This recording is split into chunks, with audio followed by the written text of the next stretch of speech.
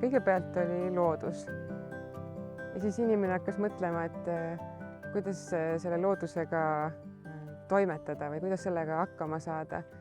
Ja tänapäeval on vahepeal need mõtted läinud sinnamaani, et las see inimene lihtsalt võtab loodusest kõike, mis ta tahab ja küllap see loodus saab ise hakkama. Aga me oleme nüüd jõudnud võib-olla sellesse kohta, kus inimene on hakanud aru saama, et päris nii ka ei saa. Ja siis on tekkinud see mõtlemiskoht, et kuidas siis saab, kuidas siis võiks teha nii, et loodus ka suudab jätkata ja inimesed ka. Ja sellepärast ongi olemas permakultuur tekkinud siia umbes 80-ndatel vastusena sellele küsimusele, et me ei saa samamoodi jätkata. Ja permakultuur siis tegelikult ongi see viis, kuidas inimene saab plaanida midagi koos loodusega või looduse järgi, näiteks toidu kasvatamist, põllumajandust või siis isegi seda, kuidas võiks linnu planeerida, kuidas võiks omavalitsusi korraldada, nende ressursse või ka seda, kuidas langetada otsuseid juriidilisel tasandil ja arvestada seejuures ka loodusega, inimestega ja sellega, et meil oleks planeedil tulevik.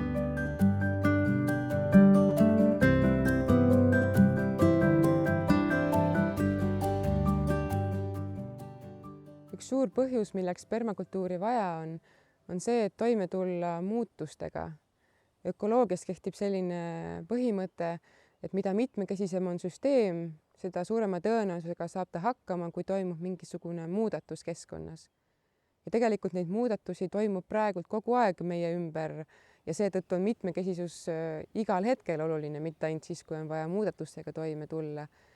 See tähendabki, et monokultuuri asemel mõtlen ma sellele, kuidas võimalikult palju liike, erinevaid organisme võiks kasvada ja elutseda maa peal, kus inimene samuti toimetab.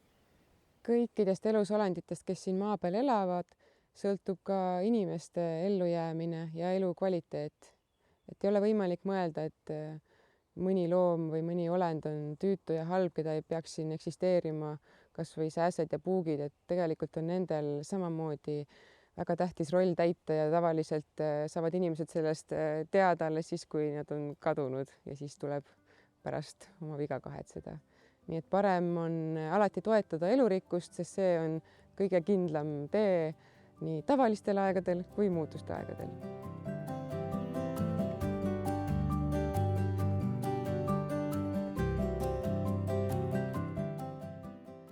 Permakultuur toimib nii, et ta võtab eeskuju looduselt, et ta sihiks on loodusega koostööd teha, mitte loodusele vastu töötada.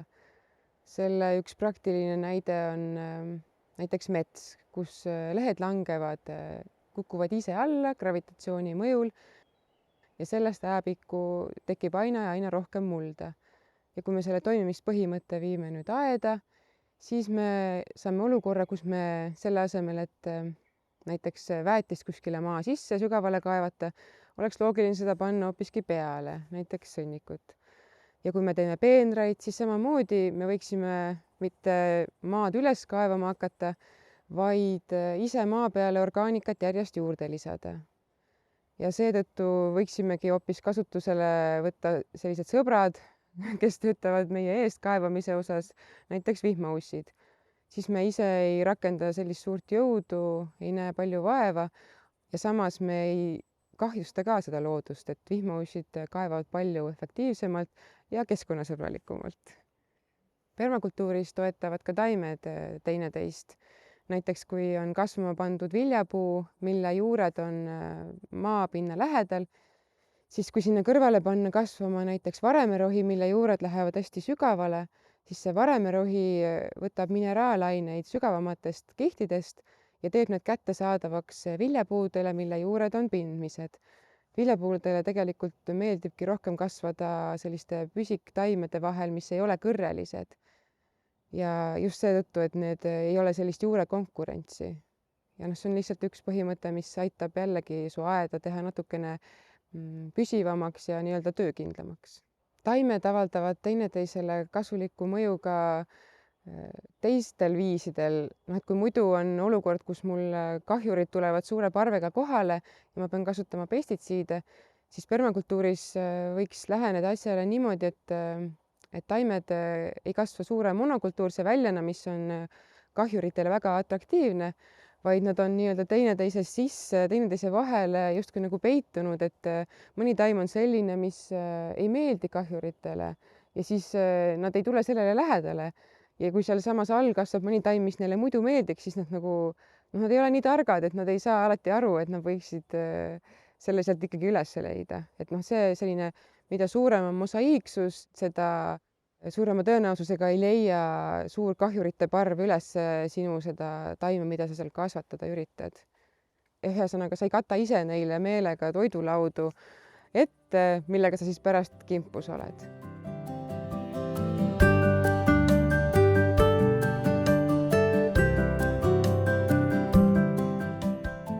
See, millega mina siin Peenras või üldse oma aiamaal põhiliselt tegelen, on tegelikult mulla kasvatamine. Ja see käib koostöös taimedega. Ja see muld siin tundub juba selline päris must, päris kobe.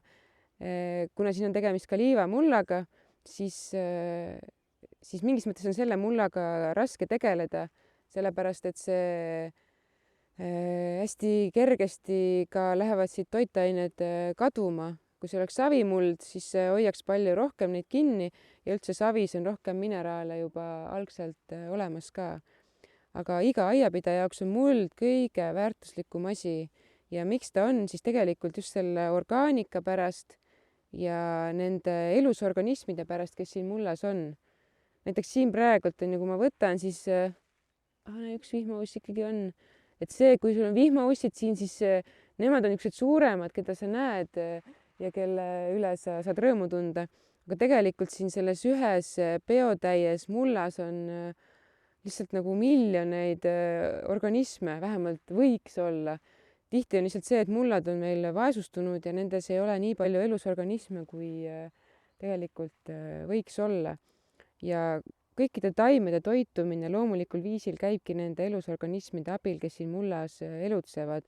Kui me vaatame neid porgandeid siin Peenras, siis kõige tähtsam see, miks nad siin hästi kasvavad ja miks nad siin halvasti kasvavad, ongi tegelikult see mulla elustik, kas seda siin on, kui palju seda on ja kui palju on orgaanikat. Ja ma võin öelda, et minu muld siin ei ole eriti rikas, et see pingutus, mis mina siin teen, on sama suur kui mul emal, aga emal on lihtsalt rikkam savimuld ja siis tema saab seal palju suuremad porgandid, kuigi töö hulk on sama. Et küsimus ongi selles, et kui rikas on sinu muld, kui palju mullaviljakust seal on ja sellega peab iga aednik kõige rohkem vaeva nägema.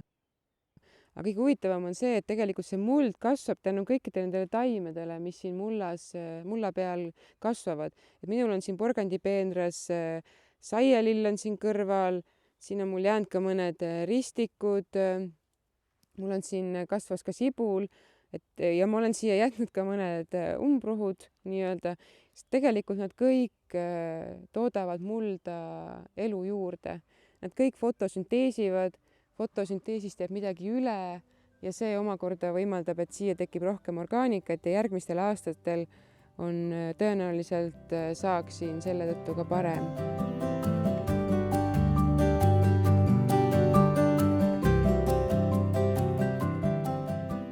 See, miks permakultuur on eriline või miks minule ta meeldib, on see, et permakultuuris on eetika.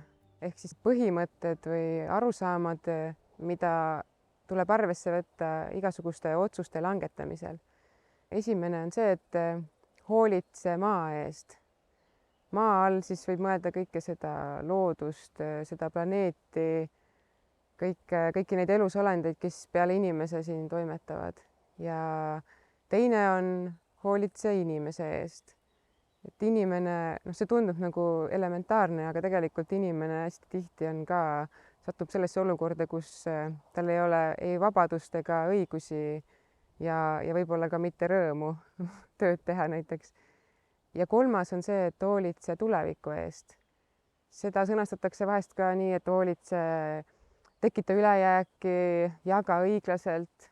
See sisuliselt tähendab seda, et ma loon sellise süsteemi, mis kasvatab midagi juurde, mis saab omakorda toetada loodust, näiteks kui looduses on midagi tasakaalust ära läinud, või siis aidata inimest ehk siis luua kogu aeg midagi juurde, luua midagi külluslikumaks, kuna praegult on selline olukord, kus jätkusuutlikkusest enam ei pruugi aidata, sellepärast et see asi, mida jätkata, see hetk ei ole seda väärt, et seda taset hoida, vaid peaks suutma midagi juurde luua, midagi paremaks teha. Just selleks on see ülejäägi tekitamine ja sellega nagu tulevikku suundumine olemas.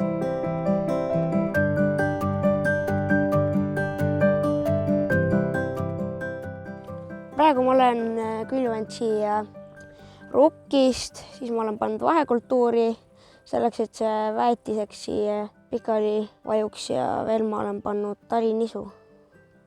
Siis kevadel ma plaanin külvata tatart ja kindlasti ka uba ja kartulit ja võib-olla mingisugust salatit. Kasvatan neid praegu sellepärast, et kui me maal asusime, siis teeks tundus niisugune huvitav asi, mida teha ja vaata, kui on vaba aega nii palju, et siis nagu oleks midagi teha rohkem. Ja siis teiseks sellepärast, et ikkagi nii huvitav on mingis mõttes vaadata, kuidas niisugusest tibatillukesest seemnest kasvab lõpuks suur taim, mis annab veel 30 seemet tagasi. Siis, kui nad valmis saavad mul, siis ma pean tegema niimoodi, et muidu ma sööks küll hea meelega kõik ära, aga ma pean jätma ka osa selleks, et ma saaksin järgmine aasta uuesti neid samu saake saada. Millalgi ma kindlasti sooviksin siin saada niisuguse olukorra, et ma saan kasvatada porgandit, mida ma juba proovisin korra, aga üldse ei õnnestunud. Ja siis veel ma tahaksin võib-olla millalgi saada mingisuguse heki siia ümber. Ja kui mul millalgi võimalust, siis kuskile paneks veel mõne marjapõõsa kah siia.